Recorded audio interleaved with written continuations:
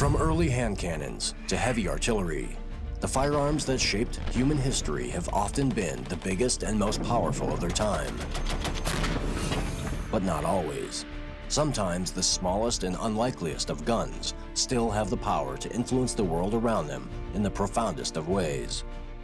Even an air gun.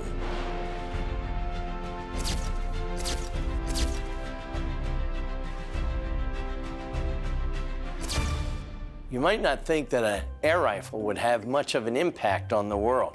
Certainly not a little daisy like this.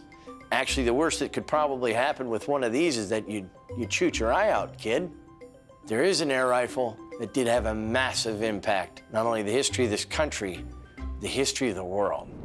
This was designed in 1780 by a man in Italy named Giordoni, and it was manufactured by the Austrians and used against Napoleon during the Continental Wars of the early 1800s. One of these made it to the United States of America and into the personal inventory of Meriwether Lewis, who was the co-captain of the 1803 to 1806 Lewis and Clark expedition. We know that Meriwether Lewis had one of these because he wrote about an air rifle in the journals that he kept. The air rifle, the Giordoni that Lewis had with him, was very similar to this one right here. This buttstock is an air reservoir. You give this just a little bit of a turn, and you can pump this up with a mechanism that looks like kind of like a bicycle pump from today. This takes 800 pounds per square inch of pressurized air. Think about that. Your car tires travel on about 35 PSI. When this is fully loaded, it's like having an air bomb right next to your ear. But you attach that onto the base of the gun, and now you have a magazine-fed repeater. All you do is open this slot right here, and you can dump in 20 46 caliber round balls. And just as fast as you can push this bar, one will load, you cock the gun, pull the trigger, and it goes off.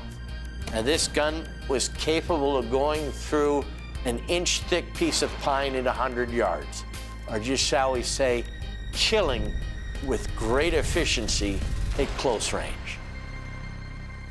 You might say, what makes just an air rifle so unique, and how in the world could it possibly have changed American history? How did this intrepid band of explorers get from St. Louis to the Pacific Ocean and back in 3 years and not get wiped out by any of the Native Americans that they encountered, or by the Spanish who were actively looking to find and exterminate them? How did they get there and back and not get squished like bugs, have everything of theirs stolen? It didn't happen because this gun was there. Lewis mentions this gun on the first page of the first day of the journey back in September of 1803. He then goes on to mention the air rifle over 30 times throughout the next 3 years in these journals. It's mentioned generally for one reason, and that was when they met a new group of Indians. The Indians, he writes in the journal, after seeing it every time, he tries to find new adjectives to describe how they felt about seeing this gun. The natives, for the most part, had probably never really seen firearms used that much. These were guns that were loaded from the muzzle very slowly, and then fired one shot and they were empty. There was a great flash and bang and noise. The Indians were fairly amazed and terrified by the thunder sticks, the smoke poles that these early firearms bearers brought with them on their westward trek. This gun was entirely different. There was no smoke, there was no crash or clap of thunder, and there was no just single shot about it. This kept firing, and it fired often and with great authority and effectiveness. Lewis at one point actually cuts a tree in half with one of them. It truly was the most impressive thing they ever saw or ever would see their entire lives. So there you have it, a very large caliber rifled gun that was capable of smashing through wood, capable of cutting trees in half, making buckets explode. Lewis and Clark took this and used this basically to show that there was the perception of superior firepower with the Corps of Discovery. It's truly how this country, with just 36 people, managed to go from St. Louis to the Pacific Ocean and back in 3 years.